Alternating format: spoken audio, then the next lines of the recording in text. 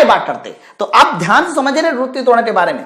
बच्चों आपने हमेशा देखा होगा कि वृत्तीय त्वरण को हम जी से शो करते हैं, है ना। जी के बहुत सारे फॉर्मूले हैं, बहुत सारे सवाल बनते हैं, ऊपर जाने पे क्या होता है, नीचे जाने पे क्या होता है, ढेर सारे कॉन्सेप्ट पूछे जाते हैं ना। तो अगर आपको ये कॉन्सेप्ट नहीं समझ में आते तो एक बार इसको कंप्लीट देखिए, प्रॉपर समझ में आएगा, ठीक है। चलो अब सबसे पहले आपको बता दूं कि वृत्तीय त्वरण आखिरकार निकाला कैसे जाता है और कैसे इसकी वैल्यू को डिफाइन किया जाता है।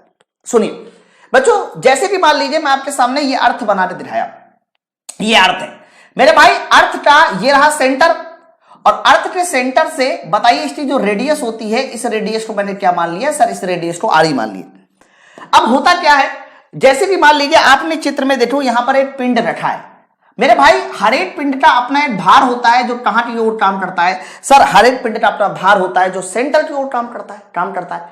तो हमें करना क्या है, हमें इस पिंड के भार को, हरा सर, इस पिंड के भार को ग्रेविटेशनल फोर्स यानी आप कह सकते हो गुरुत्वाकर्षण बल के बराबर करना है, ठीक है सर। हमने भार को गुरुत्वाकर्षण बल के बराबर कर दिया, यानी W बराबर F इंटू जी कर दिया। बताइए सर, भार का मतलब होता है M इंटू जी, और आपको बता दें अगर इन दोनों के बीच मैं वृत्तीय त्वरण का मान लगाऊं या गुरुत्वाकर्षण बल लगाऊं तो इसका द्रव्यमान स्मॉल m मान लेता हूं, और पृथ्वी का द्रव्यमान बताइए कितना मान लिया सर, कैपिटल M ही मान लिया, है ना। तो बताइए गुरुत्वाकर्षण बल का फॉर्मूला क्या होता है, तो क्या ना गुरुत्वाकर्षण बल F बराबर हो जाएगा Fg बराबर हो जाएगा जी के साथ बताइए क्या हो जाएगा, me, है ना, into m divide by r square. देख लीजिए तो mg को हमने gme divide by r square के बराबर कर दिया मेरे भाई। जैसे आप बराबर करोगे तो आप बताइए m से m कैंसिल, और जैसे ही m से m कैंसिल तो यहां पर स्मॉल जी का देखिए प्यारा सा फॉर्मूला निकल के आ गया, gme divide by are E square. तो जब भी कभी आपसे वृत्तीय त्वरण का फॉर्मूला पूछा जाए ना तो हमेशा एक बात ध्यान रखना, gme divide by are E square होता है, हरा। आ जाइए बच्चों, ये वाले फॉर्मूले को कई बार एक और फॉर्मूले में ब्रेक किया जाता है।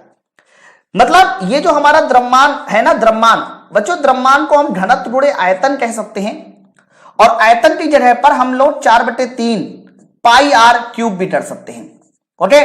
तो अगर आपको पता है कि भैया द्रव्यमान का मतलब होता है घनत्व गुणे आयतन, और आयतन को क्या लिखा सर, 4/3 पाई आर क्यूब। जैसे ये वैल्यू उठा के यहां रखेंगे तो आर स्क्वायर से आर क्यूब कैंसिल हो जाएगा, तो मेरे भाई यहां से जी का दूसरा फॉर्मूला भी आ जाता है सर, जी का फॉर्मूला दूसरा आ जाता है 4/3 पाई, हरा, rho capital G R E. Clear है। तो बच्चों ये दो फॉर्मूले जो है हमारे स्मॉल जी के होते हैं, और ये दोनों फॉर्मूले आप लोगों को रेडी रखने पड़ेंगे। यहां तक बात सबको क्लियर है? फटाफट जल्दी से एक बार कमेंट करके बताइए। जी का पहला formula GME upon R E square, G का दूसरा formula 4/3 pi rho capital G into R E. अब यहां पर मैं आपको दो बातें बताता हूं। देखो जी की वैल्यू रेडियस के इनवर्सली प्रोपोर्शनल भी होती है, हरा, और जी की वैल्यू ध्यान रखना रेडियस के डायरेक्टली प्रोपोर्शनल भी होती है। ये दोनों बातें हमारी सही है। कई बार एग्जाम में क्वेश्चन आ जाता है स्मॉल जी का मान त्रिज्या पे कैसे निर्भर करता है।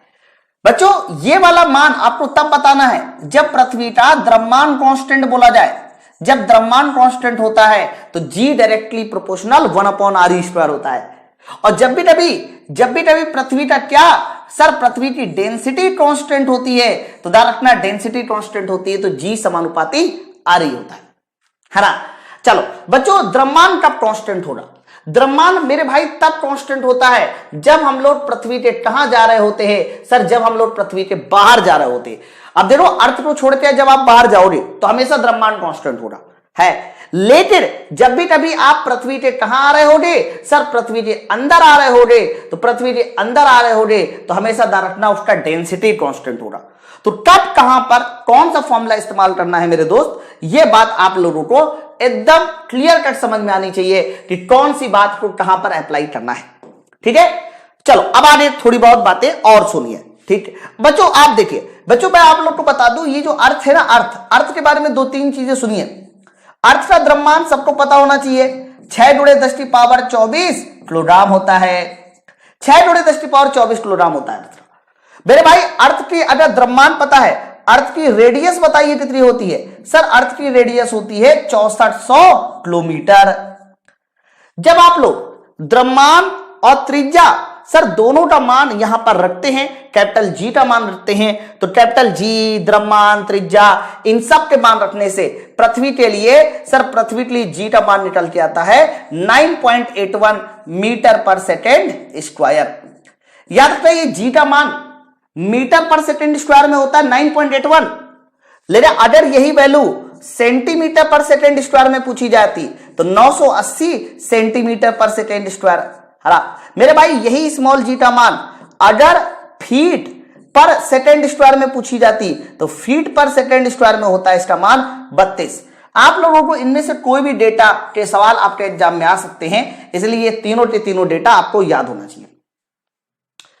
बोलिए भाई इतनी बात सबको क्लियर हुई? जल्दी से एक बार कमेंट करके बताओ इतनी बात क्लियर हुई? हरा अब आगे बात सुनिए बच्चों, इसके बाद आप लोगों को यह पता होना चाहिए कि पृथ्वी के लिए चलो पता है, लेकिन जब भी कभी आप चंद्रमा में जाएंगे, कहां पर? चंद्रमा में, तो मेरे भाई चंद्रमा में जब भी कभी जाएंगे तो उस पर जो ग्रेविटी होती है वो 8/6 होती है। हरा तो पृथ्वी की ग्रेविटी का कितना होता है चंद्रमा पे ग्रेविटी? सर 8/6 होता है, यानी चंद्रमा पर G/6 होता है। बोलिए इतनी बात सबको क्लियर हो गया? फटाफट बताइए जल्दी से, यहां तक सबको बात क्लियर है? तो आप लोगों ने जी के 2 फॉर्मूले समझ लिए। अब मैं आगे और बात बताता हूं। आगे बच्चों आप ध्यान से सुनिए, आगे जी के मान में परिवर्तन की बात करते हैं, है ना। जैसे कि मान लीजिए यहां पर मैंने क्या दिखाया, सर यहां पर मैंने एक अर्थ बना के दिखाई, ये अर्थ बच्चों ये हमारी अर्थ है ना। आप लोगों को मैं कई बार बता चुका हूं, जब हम सेंटर की बात करते हैं तो सेंटर पे बताइए जी का मान किसके होता है? सर सेंटर पे जी का मान 0। हमेशा इस बात को ध्यान रखना, सेंटर में जी का मान 0 होता है, लेकिन जब आप सतह में आते हैं तो सतह में जी का मान कैसा होता है? मैक्सिमम। अब मैं फिर बताता हूं, ध्यान से सुनो, मैंने कुछ चीजें बताई हैं। देखो जी का मान त्रिज्या के समानुपाती भी होता है और जी का मान सर त्रिज्या के व्युत्क्रमानुपाती भी होता है। समानुपाती तब होता है जब आप पृथ्वी के कहां रहते हो? अंदर, यानी उसका क्या कांस्टेंट होता है? घनत्व। बोलो ये बात बताइए ना मैंने अभी। और त्रिज्या यानी r स्क्वायर के व्युत्क्रमानुपाती होता है, यह कब होता है? जब आप पृथ्वी के कहां रहते हो? बाहर। बाहर का मतलब यह हुआ कि ध्यान रखना जब पृथ्वी का द्रव्यमान कांस्टेंट होता है। बोलो याद है? क्लियर? अब देखो होता क्या है, जब आप अंदर थे तो जी का मान r के समानुपाती, तो यहां पर स्मॉल r का मान था 0 है, यहां पर स्मॉल r का मान कैपिटल R यानी किसके बराबर हो गया? सर त्रिज्या RE के बराबर हो गया। ठीक है, तो ये वाला हिस्सा पृथ्वी के अंदर का हो गया और मेरे भाई ये वाला हिस्सा पृथ्वी के बाहर का हो गया।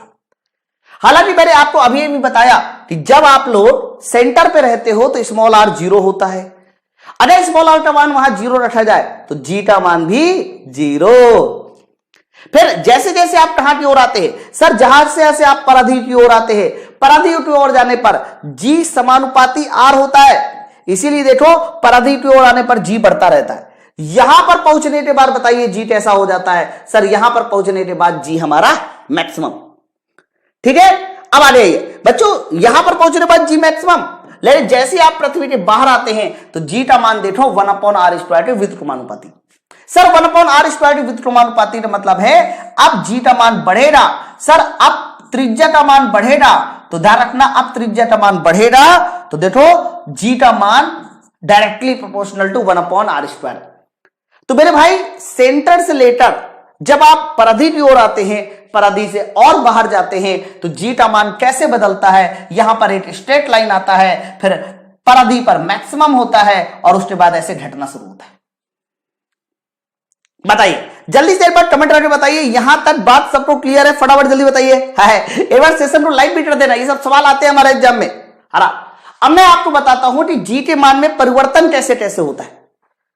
तो याद रखना ये जो जी का मान है ना, जी का मान मेरे भाई जी का मान जो है GME डिवाइड बाई RE², ये कई सारे रीजन, कई सारे कारण की वजह से बदल सकता है। हरा जी के मान में परिवर्तन की वजह 4 है। सबसे पहला तो है शेप ऑफ अर्थ, पृथ्वी के आकार के कारण जी का मान बदलता है। रोटेशन ऑफ अर्थ, रोटेशन की वजह से भी जी का मान बदलता है। और मेरे भाई ऊंचाई के साथ और गहराई के साथ भी जी का मान बदलता है। कैसे? तो सबसे पहले मैं आपको बताता हूं पृथ्वी के आकार की वजह से जी का मान कैसे बदलता है। आपको पता है कि पृथ्वी जो है ना पूरी तरह से गोल नहीं है, पृथ्वी इलिप्स जैसी है, ध्रुवों पर चपटी है ना। तो मेरे भाई ये क्या है, तो कहना ये हमारा हो गया भूमध्य। ये हमारा क्या हो गया सर, ये हमारा भूमध्य हो गया। और ये क्या है, तो कह देना ये हमारे पोल्स हो रहे हैं, जिसको आप बोलते हैं ध्रुव। सर ये हमारा ध्रुव हो गया। बच्चों मैंने अभी अभी बताया ना कि पृथ्वी ध्रुवों पर थोड़ी चपटी है। मतलब क्या है कि ध्रुवों पर चपटी है, यानी ध्रुवों पर जो रेडियस होती है मेरे भाई, ये रेडियस बताइए कैसी होती है, मिनिमम, है ना। और भूमध्य रेखा पे बताइए, भूमध्य रेखा पे रेडियस कैसी होती है सर, भूमध्य रेखा पे रेडियस मैक्सिमम होती है। बोलो क्लियर है। अब देखो अगर हम पृथ्वी की सतह में चल रहे हैं, सतह में इसका मतलब पृथ्वी के बाहर चल रहे हैं, तो बच्चों बाहर चल रहे हैं तो हमें यहां पर कौन वाला फॉर्मूला इस्तेमाल करना पड़ेगा सर, यहां पर फॉर्मूला इस्तेमाल करना पड़ेगा GME divide by RE square. ये वाला फॉर्मूला इस्तेमाल करना पड़ेगा। क्यों, क्योंकि हम पृथ्वी के बाहर चल रहे हैं।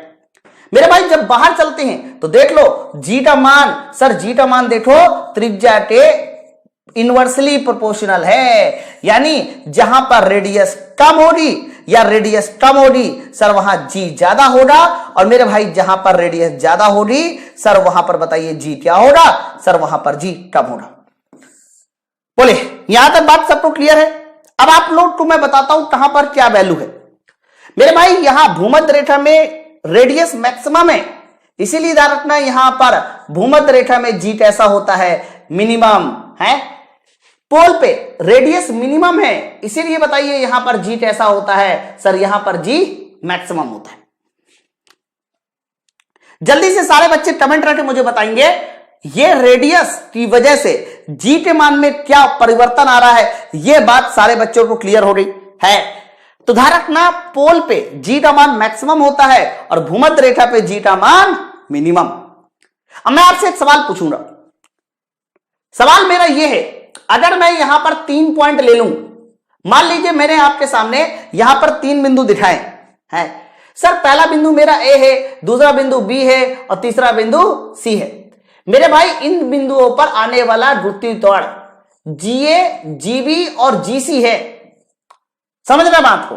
मैंने यहां पर 3 बिंदु लिए, पहला बिंदु बताइए कौन सा है सर। CBT 1 में क्वेश्चन आते हैं, CBT 2 में क्वेश्चन, क्या कमेंट कर रहा हो भैया नंद किशोर जी है, कमेंट ऐसा कीजिए मैं पढ़ के समझ तो सकूं कि आप क्या बोल रहे हो भाई।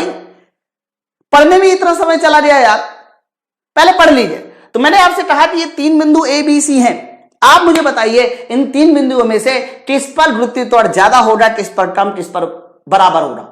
तो कहना आप अगर इन 3 बिंदुओं को गौर से देखिए तो ये 3 बिंदु में ए बिंदु पोल के नजदीक है, तो जो बिंदु पोल के ज्यादा नजदीक होगा वहां त्वरण ज्यादा होगा ना, है पोल के ज्यादा। इसीलिए बच्चों यहां पर GA ज्यादा होगा, उससे कम GB और उससे कम कौन सा होगा, GC। जो बिंदु पोल के ज्यादा नजदीक होगा याद रखना वहां पर आने वाला गुरुत्वीय त्वरण हमारा ज्यादा होगा। ओके, एक बार सारे बच्चे थम्स अप करेंगे। जी के मान में परिवर्तन और किसकी वजह से, शेप ऑफ अर्थ, पृथ्वी के आकार की वजह से सबको क्लियर हो गया। बता दो जल्दी से एक बात। चलो दूसरा फैक्टर मैंने क्या बताया था, रोटेशन ऑफ अर्थ। हरा आप रोटेशन ऑफ अर्थ के बारे में समझो क्या है। हरा बच्चों रोटेशन ऑफ अर्थ के बारे में सुन लीजिए। आपको पता है कि पृथ्वी जो है अपनी अक्ष के अबाउट रोटेट करती रहती है, हरा रोटेट करती रहती है। और बच्चों एक ओमेगा से रोटेट करती है। ओमेगा निकालने का फॉर्मूला होता है, कोणीय वेग निकालने का फॉर्मूला होता है 2π/T। आपको पता है पृथ्वी अपना एक रोटेशन कितनी देर में कंप्लीट करती है, तो कहना मेरे भाई पृथ्वी अपना एक रोटेशन जो है वो 24 घंटे में कंप्लीट करती है, 24 घंटे में। अगर यही 24 उठा के यहां रख दें तो बच्चों 24 यहां उठा के रखेंगे तो π/12 ये इसका कोणीय वेग आ जाएगा, लेकिन इसका मात्रक जो होगा वो रेडियन प्रति आवर होगा, रेडियन प्रति आवर होगा, है ना। गौतम कुमार मैं बहुत जल्दी PDF भेज दूंगा और PDF कंप्रेस हो रही है, छोटी हो रही है ना। तो मेरे भाई मैंने आपसे कहा कि आवर्त इसका जो एक घूर्णन में लगा समय वो 24 घंटा होता है। 24 को यहां रख दीजिए तो π/12 रेडियन पर आवर होगा। अब दूसरी बात सुनो मेरे भाई, ये बताइए ये हमारा क्या होता है सर, ये हमारा होता है भूमध्य। ये वाली जो लाइन होती है इसको बताइए क्या नाम से जाना जाता है, भूमध्य। और ये वाली जो लाइन होती है इसको क्या बोलते हैं सर? सर इसको बोला जाता है ध्रुव यानी पोल। मान लीजिए कोई बच्चा जो है इस तरीके से इस पॉइंट पे खड़ा है। मान लीजिए ये एक चुन्नू है और चुन्नू इस तरह से खड़ा है। भाई पृथ्वी के बाहर कहीं भी खड़ा हो सकता है। तो बच्चों ये जो चुन्नू है ना, इसका नाम क्या है सर? इसका नाम है चुन्नू। तो बच्चों मेरे ये जो चुन्नू है, ये चुन्नू हॉरिजॉन्टल के साथ जो एंगल बनाता है सर, ये एंगल हमारा बोला जाता है लैम्डा, है ना। ये जो लैम्डा वर्ड यूज किया, इस लैम्डा को बताइए हम क्या नाम से जानते हैं सर? इस लैम्डा को हम बोलते हैं अक्षांश। इंग्लिश मीडियम वाले लिखेंगे इस अक्षांश का नाम है लैटिट्यूड। क्या नाम है इसका? तो कहना इसका नाम है लैटिट्यूड। ओके, तो बच्चों आप गौर से देखिए सर, ये अक्षांश लैम्डा का जो मान है वो भूमध्य रेखा के लिए तो मेरे भाई 0 है, लेकिन अगर ध्रुव के लिए पूछा जाए तो इस लैटिट्यूड का मान कितना होता है सर? लैटिट्यूड का मान होता है 90 डिग्री।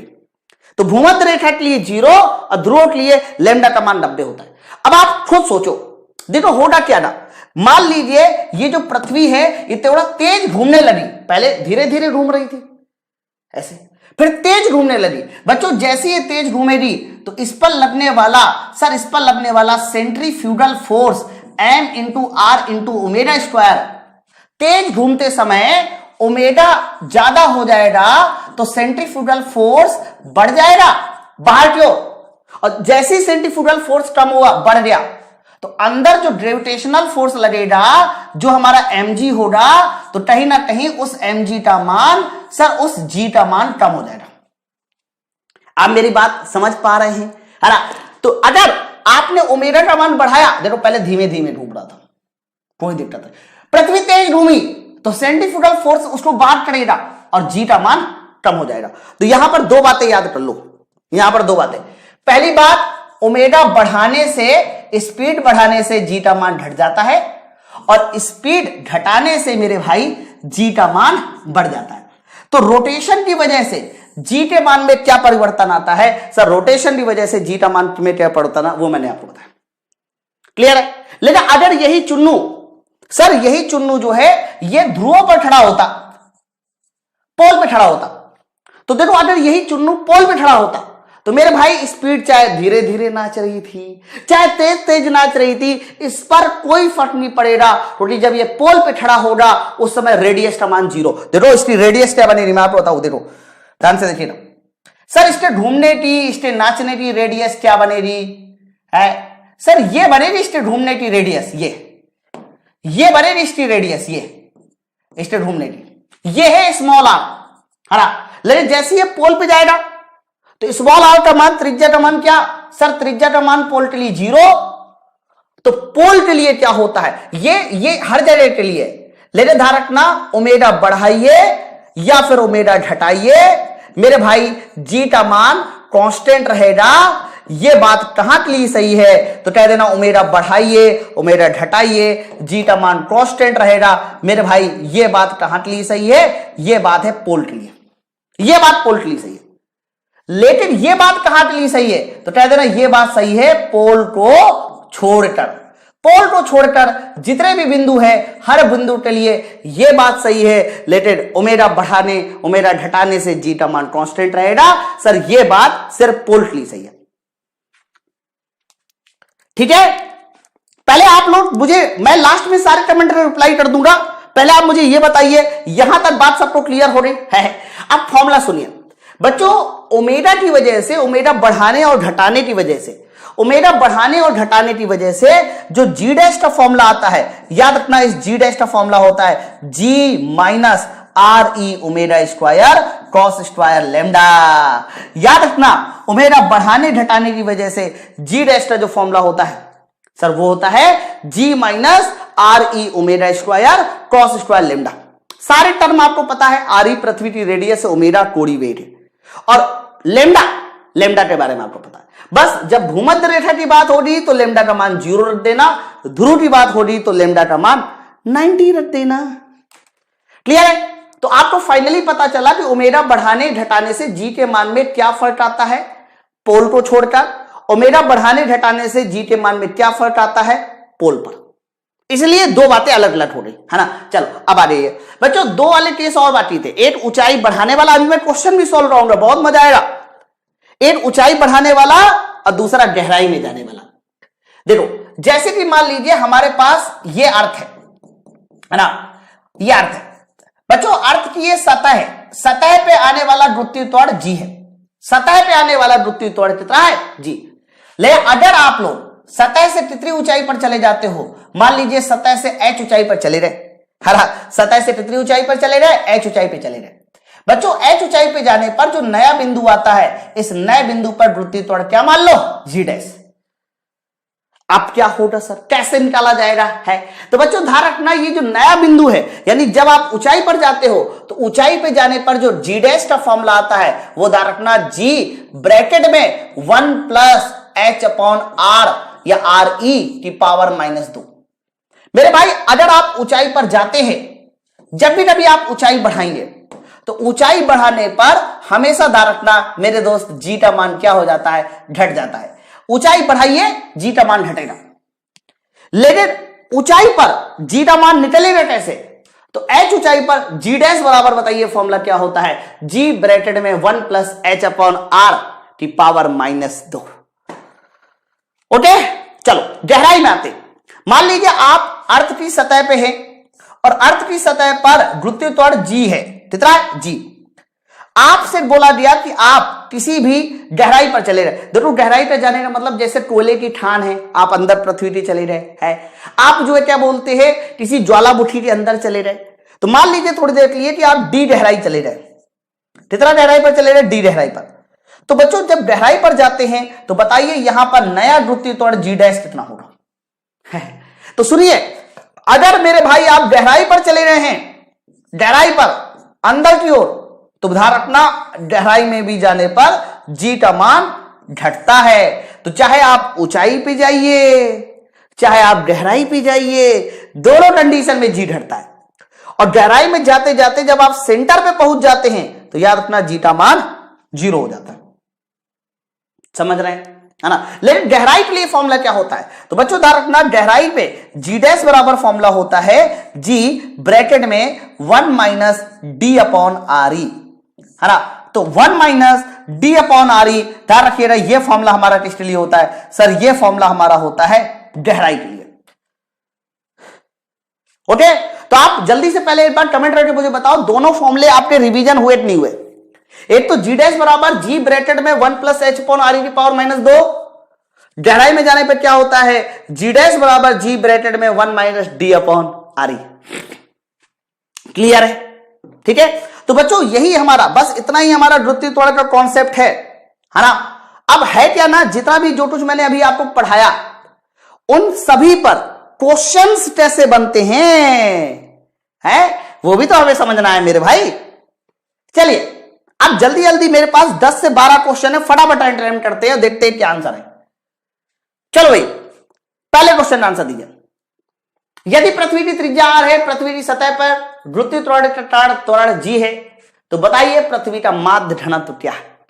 घनत्व पूछ रहा है हरा स्मॉल जी के पदों में। तो याद करो स्मॉल जी के पदों में मैंने एक और फॉर्मूला आपको बताया था 4/3 pi rho capital G R ई थारा। लेकिन इन्होंने जो क्वेश्चन में पूछा वो क्या पूछा सर, डेंसिटी पूछी है, रो का मान पूछा है, बता दो। तो रो का मान हो जाएगा ऊपर 3g है, नीचे 4 पाई कैपिटल जी आर ई। देख लो, तो जो आपका फॉर्मूला अभी मैंने आपको बताया था उसी फॉर्मूले पर बेस हमारा एक छोटा सा प्यारा सा सवाल। और बताइए इस सवाल का सही उत्तर किसके साथ जाएगा, ऑप्शन नंबर सी वाला उत्तर है ना। ऑप्शन नंबर सी वाला उत्तर इस सवाल का सही आंसर है। ठीक है, कमेंट आप लोग करते रहिए जितने भी बच्चे देख रहे हैं है ना, क्योंकि थ्योरी आपकी कंप्लीट हो चुकी है तो मुझे ऐसा लगता है कि आप लोग तो जल्दी जल्दी कमेंट करते रहना चाहिए ना। चलो नेक्स्ट टाइम ये लीजिए, ये वाला सवाल देखिए, कथन और रीजन वाला सवाल है, बड़ा प्यारा सवाल है। अब थोड़ा सेशन को एकदम लाइक भी कर दीजिए है ना बच्चों। इन्होंने बोला है कथन और रीजन, गुरुत्वाकर्षण के त्वरण पृथ्वी के अंदर सभी बिंदुओं पर समान होता है। हाँ ये बताइए, जैसे कि मान लीजिए ये हमारी पृथ्वी है, ओके बच्चों, ये रहा पृथ्वी का सेंटर सी। अब अगर मैं अंदर पृथ्वी के अंदर 3-4 बिंदु ले लूं, पहला बिंदु मान लीजिए मैंने 1 ले लिया, दूसरा बिंदु मैंने 2 ले लिया, तीसरा बिंदु मैंने 3 ले लिया। पृथ्वी के अंदर मैंने 3 बिंदु ले लिया, तो क्या इन 3 बिंदुओं पर त्वरण समान होगा? बताइए। हाँ, तो मेरे भाई आप कहना सतह पर जी का मान मैक्सिमम होता है, सेंटर पे जी का मान 0 होता है, तो क्या 1 2 3 बिंदुओं पर जी का मान समान होगा? नहीं सर, जो बिंदु सेंटर के नजदीक है वहां जी कम, तीन सतह के नजदीक है इसलिए 3 बिंदुओं पर जी ज्यादा। तो पहला वाला पॉइंट बोला जा रहा था गुरुत्वाकर्षण के त्वरण पृथ्वी के अंदर, हरा पृथ्वी के अंदर सभी बिंदुओं पर समान होता है। गलत सर, पृथ्वी के बिंदु पर अंदर सभी बिंदुओं पर समान नहीं होता, गलत है। अगला देखिए, जब आप पृथ्वी के अंदर की ओर जाते हैं, केंद्र की ओर जाते हैं, तो गुरुत्वाकर्षण त्वरण बढ़ता है, गलत, यह भी गलत हो रही है। बताइए, अगर आप यहां से केंद्र की ओर आए जाएंगे तो जी का मान बढ़ रहा है कि घट रहा है? अरे सर, जी का मान तो घट रहा है ना। इसका मतलब दोनों स्टेटमेंट हमारे गलत हो गए। ऑप्शन नंबर हमारा किसके साथ जाएगा? डी वाला आंसर होगा। बोलो बोलो जल्दी बताइए, बात सबको क्लियर है? आगे बढ़ा जाए, नेक्स्ट आइए अगला। ये लो, अब ये वाला सवाल देखिए, कितना प्यारा सवाल है, कितना प्यारा सवाल है। सवाल देखिए क्या है, गुरुत्वाकर्षण के कारण त्वरण पृथ्वी से ऊंचाई और गहराई दोनों के साथ घटता है। इन्होंने बोला है कि जब आप ऊंचाई पे जाते हो या आप गहराई पे जाते हो, दोनों कंडीशन में गुरुत्वाकर्षण के कारण त्वरण घटता है। लेकिन गुरुत्वाकर्षण के कारण त्वरण पृथ्वी से ऊंचाई और गहराई दोनों के साथ घटता है। सर ये बात एकदम सही है, चाहे आप ऊंचाई पे जाइए चाहे गहराई पे जाइए, सर जी का मान तो घटना है। स्क्वायर नहीं होगा सर, कहां कौन से बात कर रहा भाई संतोष है?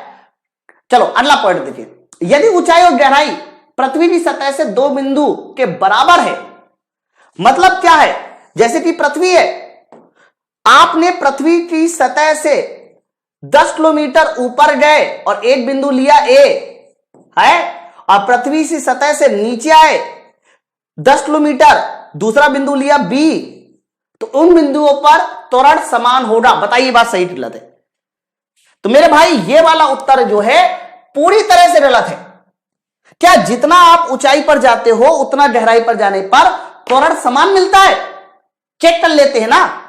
मान लीजिए आप h बराबर r ऊंचाई पे गए, तो g डैश का मान g ब्रैकेट में 1 प्लस h अपॉन r की पावर -2 से निकाल लीजिए। और मान लीजिए आप उतनी गहराई पर गए, d बराबर r, तो d बराबर r गहराई पर गए हैं, तो g डैश बराबर g ब्रैकेट में 1 माइनस d अपॉन r से निकाल लीजिए। मेरे भाई जितना ऊंचाई पर गए हो और उतना ही गहराई पे गए हो, तो दोनों से मिलने वाला त्वरण क्या समान हो रहा है? देखो, तो बच्चों मान लो इतनी गहराई पर जाते, डी का मान r रखते, तो डी का मान r रखने से g डैश कितना आएगा? 0। लेकिन यहां h का मान r रखते, देखिए सर h का मान r रखने से g डैश बराबर g/4 आएगा। तो अगर आप ये लॉजिक कह रहे हो कि जितना आप ऊंचाई पर जाते हो और जितना आप गहराई पर जाते हो, दोनों ही कंडीशन में जो बिंदु मिलते हैं त्वरण समान होता है, नहीं सर, गलत है सर, है ना। तो जो आपने स्टेटमेंट दिया ना, उसके अनुसार सिर्फ और सिर्फ पहला वाला सत्य है। इसका आंसर ऑप्शन नंबर सी होगा। ए सत्य है लेकिन आर असत्य है। ठीक है, चलो ऑप्शन नंबर सी नेक्स्ट है। ये लो बताइए, इस सवाल का आंसर दीजिए। तो राइट पर सेशन को शेयर भी करते रहो फटाफट, और जरूर अभी तक लाइक कीजिए, लाइक कर दीजिए। समझ में आ रहा है सबको? और सारे बच्चे कमेंट कीजिए जो कॉपी में नोट डाउन कर रहे हैं वो भी।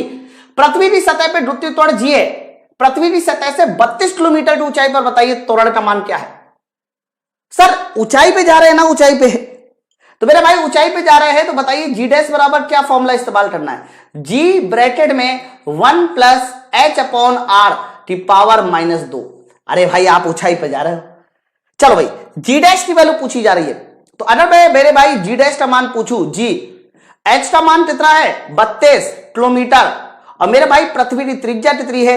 6400 किलोमीटर की पावर -2। ऐसे करेंगे सर। सीबीटी 1 में इंजीनियरिंग के क्वेश्चन आता है या सीबीटी 1 में? सर सीबीटी 1 में नंद किशोर इतनी बार तुमने, फिर मैं कह रहा हूं, अरे मेरे भाई कमेंट ध्यान से लिख यार, ऐसा लिख कि मैं समझ पाऊं। लैंग्वेज ढंग से यूज कर है, शब्दों को आसान बनाइए। अरे बड़ा बड़ा नहीं, मैं भी आपको बड़ा ऐसे पढ़ाने लगूं, कुछ तुम्हें समझ में आएगा? आसान बनाइए शब्दों को, है ना। चलो तो 32 को अगर हमने यहां से देखिए 6400 से कैंसिल कर दिया, तो 32 दूनी 64, 200 हो जाएगा। तो आप बताइए जी डैश बराबर क्या हो जाएगा? जी ब्रैकेट में 1 प्लस 8/200 की पावर -2। बच्चों हमेशा इस बात को ध्यान रखना, जब ये वैल्यू बहुत छोटी होती है तो -2 का मल्टीप्लाई आधे हो जाता है। बच्चों 8/200 बहुत छोटा है, और 8/200 बहुत छोटा है, यही रीजन है कि हम लोगों को यहां पर -2 का मल्टीप्लाई आधे करना होगा, तो ये 2/200 हो जाएगा, 2/200। अब बताओ ये 2/200 8/100 है, एक प्रकार से 1 - 8/100 99/100, तो बताइए जी डैश बराबर हो जाएगा 0.99 जी, 0.99 जी। ऑप्शन नंबर बताइए किसके साथ जाएगा? सर बी वाला आंसर इस सवाल का सही आंसर होगा, है ना। तो कई बार ऐसे सवाल भी आएगा जिसमें पावर को हमें आगे करना होगा, तो पावर को जिसमें आगे करना होगा मेरे भाई वाला क्वेश्चन भी आपको याद होना चाहिए। नेक्स्ट आइए, देखो पृथ्वी की सतह से ऊर्ध्वाधर बिंदु पर जहां पर वृत्तीय त्वरण का मान 8% हो जा रहा है, 8% हो जा रहा है मेरे भाई, तो आप एक फॉर्मूला और भी याद कर लो। पहले तो जब हम लोग पावर का आगे मल्टीप्लाई कर देते हैं, तो पावर का आगे मल्टीप्लाई कर देने से फॉर्मूला जो है वो 1 - 2h/r ये भी हो जाता है। पावर का आगे मल्टीप्लाई कर देने से फॉर्मूला 1 - 2h/r। क्वेश्चन की लैंग्वेज देखिए, क्वेश्चन ये बोला जा रहा है कि पृथ्वी की सतह के ऊर्ध्वाधर बिंदु की ऊंचाई जहां पर वृत्तीय त्वरण का मान इसके मान का 8% हो जाता है। मतलब मेरे भाई जी डैश का मान 8% है, तो जी डैश अगर 8% है, जी डैश हमारा कितना परसेंट है? 8% है, हरा, तो इसका मतलब जी की वैल्यू को 100 लेना होगा। और जैसे आपने कहा कि जी की वैल्यू 100 है, तो जी डैश हमारा 8 हो गया।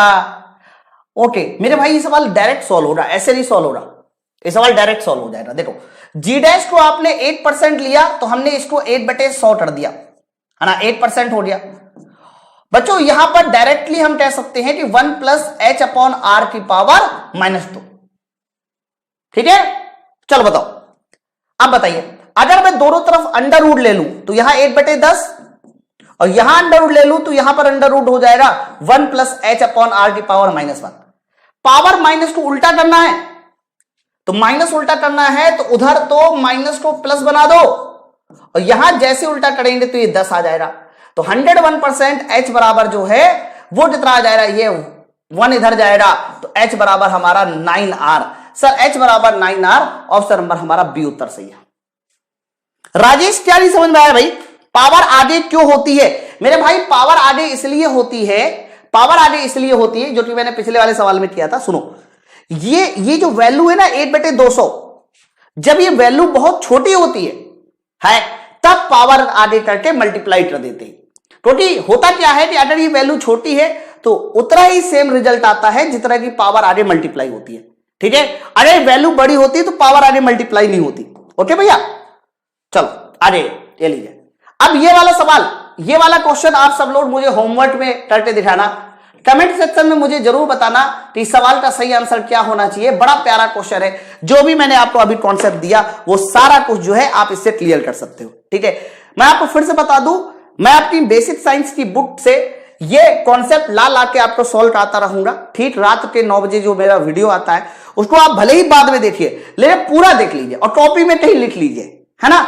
चलिए फिर कैसा लगा आपको ये कॉन्सेप्ट, कैसा लगा कंटेंट, ये जरूर मुझे कमेंट करके बताइए। उसके साथ साथ हम लोग डेली इस क्लास को करते हैं जिससे कि आप लोगों का बेसिक साइंस भी बढ़िया होता रहे, है ना।